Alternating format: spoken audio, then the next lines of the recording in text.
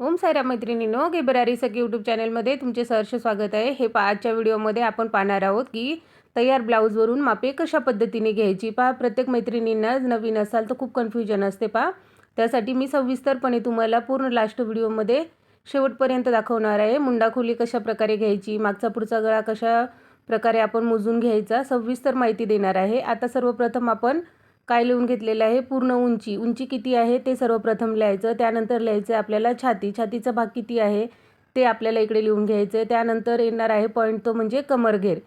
आपल्याला कमरेचा घेर किती आहे ते लिहून घ्यायचं असतं। सविस्तरपणे व्हिडिओ शेवटपर्यंत दाखवणार आहे, नक्कीच पाहायचं आहे मैत्रिणींनो, खूप तुमच्यासाठी हा उपयुक्त असा ठरणार आहे।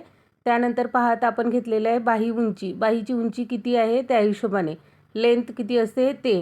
त्यानंतर बाहीची रुंदी किंवा गोलाई, तुम्ही जे बोलत असाल त्या पद्धतीचं तुम्ही इकडे मार्किंग म्हणजे लिहून घ्यायचं आहे। बाहीची गोलाई किती येते तेही आपल्याला इकडे लिहून घ्यायचं असतं। ज्यावेळेस आपण ब्लाऊजवर किंवा बॉडीवरती मेजरमेंट घेतो त्यावेळेस सेम ह्याच पद्धतीने घ्यायचं आहे। जर अशा पद्धतीने तुम्ही जर आलेल्या कस्टमरचं ब्लाऊजचं माप जे आहे ते व्यवस्थित लिहून घेतलं तर तुम्हाला कधीही प्रॉब्लेम येणार नाही। कधी काय असतं आपलं जे स्टिचिंग असतं ते बरोबर असतं, परंतु कस्टमरचं जे ब्लाऊज आहे त्यामध्ये थोडंफार फॉल्ट झालेला असतो, त्यामुळे आपण आपल्या पद्धतीने समजून घ्यायचं असतं। त्यानंतर आता शोल्डर, नंतर काय घ्यायचं आहे पुढचा गळा, आणि त्यानंतर घ्यायचा आहे आपल्याला मागचा गळा, आणि लास्ट पॉईंट येतो तो आपला मुंडा। एवढ्या गोष्टी आपल्याला जे आहे ते ब्लाऊज स्टिचिंगसाठी लागतात। एवढी सगळी मापं जी आहे ती आपल्याला ब्लाऊज ज्यावेळेस आपण स्टिचिंग करतो त्यावेळेस आपल्याला कंपल्सरी एवढी सगळी मापं जी आहे ती गरजेची असतात। कधी कस्टमरच्या ब्लाऊजमध्ये माप मागे पुढे झालेलं असतं आणि त्यामुळे आपले ब्लाऊज बिघडू शकतं। त्यामुळे आपल्याला व्यवस्थित इथे मापे घ्यायची असतात। आता हा ब्लाऊज आहे आपल्याकडे तयार आहे, हा पण मी स्टिच केलेला आहे, परंतु मी तुम्हाला आता दाखवणार आहे। खूप दिवस झालं मी विचार करत होती ब्लाऊजवरनं मापं कशी घ्यायची याविषयी मी व्हिडिओ नक्कीच टाकेल, परंतु मला तेवढा वेळ नाही भेटला। काल म्हटलं चला तुम्हाला थोडंसं दाखवून घेऊया आपण। हे आता काय करायचं आहे, शोल्डरचं जे गळ्याच्या बाजूला असते तिथे पट्टी ठेवायची, तिथपासून जिथे आपण टक्स दिलेला आहे तिथपर्यंत मोजायचं असते। टक्स जिथे बॅकचा दिला आहे तिथपर्यंत मोजायचं। टक्सच्या बाजूने जर मोजायला गेले तुम्ही तर लेंथ जास्त भरणार आहे, त्यामुळे काय करायचं आपल्याला जिथे टक्स पॉईंट आहे तिथे मोजून घ्यायचं। तयार उंची जी आहे ती आपली 14 भरलेली आहे। कटिंग करताना आपल्याला +1 इंच म्हणजे 15 घ्यायची असते। त्यानंतर आता दुसरा पॉईंट जो आहे तो आपला चेस्टचा आहे, छाती किती आहे, तर छाती दोन पद्धतीने मोजली जाते। तुम्हाला जी पद्धत सविस्तर वाटते त्या पद्धतीने करा। कधी शिवलेला ब्लाऊजही मागे पुढे असू शकतो, त्यामुळे दोन्ही पद्धतीने मोजून घ्यायचं।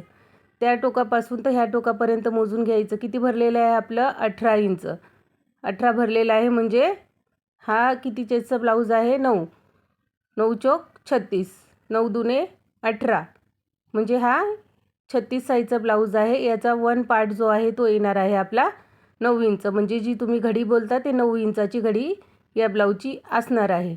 त्यानंतर आता जिथे हुक आहे ते हुकपासून बरोबर जिथे फिटिंग लाईन आहे आपली तिथपर्यंत आपल्याला मोजून घ्यायचं आहे। तर हेही बरोबर 9 इंच भरलेलं आहे। आता हा मी शिवलेला ब्लाऊज आहे त्यामुळे तो परफेक्टमध्ये आहे, परंतु जर दुसऱ्या कोणी शिवलेला ब्लाऊज जर तुमच्याकडे नवीन कस्टमरचा आला असेल त्यावेळेस इथे मार्किंग जी आहे ती मागे पुढे असू शकते, त्यामुळे दोन्ही साईडने तुम्ही व्यवस्थित मोजून घ्यायचं असतं। आता त्यानंतर कमरेचा भाग, कमर कशी मोजायची असते, आपण जिथे हुक लावतो तिथपासून आपल्याला इंची टेप पकडायचा असतो।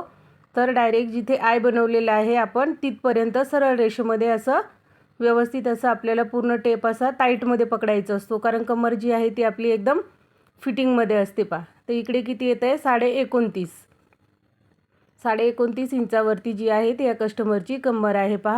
जिथे आपण हुक लावलेला आहे त्याच्यापासून तर जिथे आय बनवलेला आहे तिथपर्यंत मोजायचं। आयची पट्टी आहे ती मोजमापमध्ये घ्यायची नाही।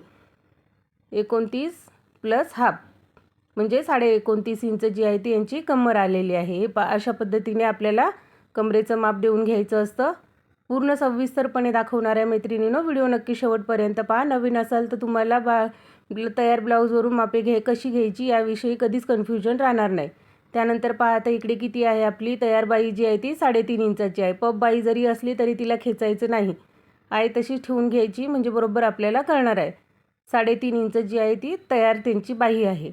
आता त्याची गोलाई आपल्याला बघायची आहे, बाईची गोलाई किती आहे त्यावरती आता आपण मेजरमेंट घेणार आहोत। आता काय करायचं असतं, बाई गोलाई जिथे आपण फिटिंग केलेलं आहे तिथपासून वरच्या बाजूला अशा पद्धतीने सरळ करून घ्यायचं।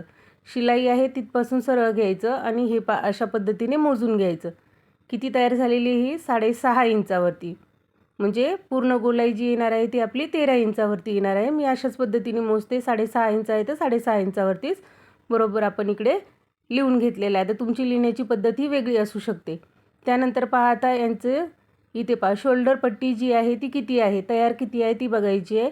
जिथे योगपट्टी जिथे आपण पायपिंग केली तो पार्ट सोडून द्यायचा, बाही जोडली तिथपर्यंत मोजायचा आहे. तयार आलेली आहे 2.5 इंच, म्हणजे आपल्याला इकडे जे आहे शोल्डर ते 5.5 इंचावरती घ्यायचं आहे. जर इथे तयार यांची 3 इंचाची असती तर आपल्याला 6 इंच घ्यावं लागलं असतं. हे अशा पद्धतीने जी आहे ती शोल्डरची मार्किंग आपली झालेली आहे. त्यानंतर आता आपल्याला बघायचं आहे समोरचा गळा. समोरचा गळा पहा कशा पद्धतीने मोजला जातो. हे व्यवस्थित असं बरोबर शोल्डरपर्यंत ठेवून घ्यायचं. समोरची बाजू जी आहे ती सरळ करून घ्यायची. सरळ रेषेमध्ये खालच्या बाजूला टेप ठेवून घ्यायचा आणि व्यवस्थित अशा पद्धतीने जिथे आपल्याला वाटत आहे तिथे आपण असं टेप फोल्ड करायचा. तर बरोबर हा 6 इंचावरती गळा आहे, त्यामुळे तो बरोबर 6 इंचावरती फोल्ड केल्यानंतर सरळ रेषेमध्ये आलेला आहे. आता तयार 6 आहे तर तुम्ही 6 घ्यायचा नाही आहे, फक्त हे लिहून ठेवलेलं आहे. पण मार्किंग जेव्हा आपण करतो ब्लाऊजवरती त्यावेळेस तुम्हाला तो 5.75 घ्यावा लागणार आहे, कारण डीप नेक आहे. उतार 0.5 इंचाचा जाणार आहे, अर्धा इंच शिलाई मार्जिनमध्ये जाणार आहे. अशा हिशोबाने मार्किंग करायची. त्याविषयी जर तुम्हाला काही जर माहिती हवी असेल तर नक्की कमेंट करा, मी तीही सांगेल तुम्हाला. नंतर पहा आता पाठीमागचा गळा. आता प्रत्येकजण वेगळ्या पद्धतीने मोजतात. पहा मी ह्याच पद्धतीने गळा मोजते. जी मागची पट्टी असते ती पट्टी आपण मोजून घ्यायची. तयार पट्टी त्यांना किती हवी आहे या पद्धतीने जर गळा तुम्ही मोजला तर कधीही प्रॉब्लेम येत नाही आपल्याला. उंचीमध्ये मोजताना कधी कन्फ्युजन होऊ शकतं, पण अशा पद्धतीने होणार नाही. 3 इंच पट्टी असं लिहून ठेवायचं. मागील गळा 3 इंच पट्टी, मागील गळा 4 इंच पट्टी, जेवढी असेल त्या हिशोबाने लिहून ठेवायचा. आता त्यानंतर आता लास्ट पॉईंट जो आहे तो आपल्याला पहा इथे काय बघायचा आहे, मुंडा. आता मुंडा किती येणार आहे हे व्यवस्थित आपल्याला लक्षपूर्वक बघायचं आहे. तर शोल्डर जिथे आहे तिथपासून टेप ठेवून घ्यायचा आहे आणि व्यवस्थित मी दाखवले पहा त्या पद्धतीने व्यवस्थित असा मोजून घ्यायचा आहे. बरोबर हा ॲक्युरेट 8 इंचावरती आलेला आहे. आता इथे पहा ज्या पद्धतीने परफेक्ट कटिंग असते त्या पद्धतीचं ह्या कस्टमरचं जे आहे ते ब्लाऊज आहे. ह्याच्यामध्ये चेस्ट जास्त आहे किंवा कमर कमी आहे, मुंडा छोटा आहे किंवा बाही मोठी आहे असं काहीही नाही. 36 साईजला जी परफेक्ट मेजरमेंट असतात बरोबर या ब्लाऊजची तशी मेजरमेंट आहेत. हे तुम्ही समजून घ्यायचं आहे. कधी कधी कस्टमरचं कमी जास्तही असू शकतं पहा. हे पहा अशा पद्धतीने आपण पूर्ण घेतलेली आहेत मापं. लक्षात ठेवा परत एक वेळा. पूर्ण उंची 14 आहे, छाती जी आहे ती 36 आहे, कमर घेर आहे ते 29.5 आहे, बाईची उंची 3.5 आणि बाईची रुंदी 6.5 गोलाई. शोल्डर आहे ते 5.5 इंचावरती आहे. पुढचा गळा 6 इंचावरती आहे. मागचा गळा 3 इंचाची पट्टी आहे आणि मुंडा जो आहे तो 16 इंचावरती आहे. 16 इंच म्हणजे इथे तुम्हाला 6 इंचावरती मुंडा घ्यायचा असतो कटिंग करताना. 5.5 इंच शोल्डर, 6 इंच मुंडा, अशा पद्धतीने याची मार्किंग करायची असते पहा. एकदम सविस्तरपणे सांगितले. व्हिडिओ आवडल्यास नक्की व्हिडिओला लाईक, शेअर, सबस्क्राईब करायला विसरू नका. धन्यवाद.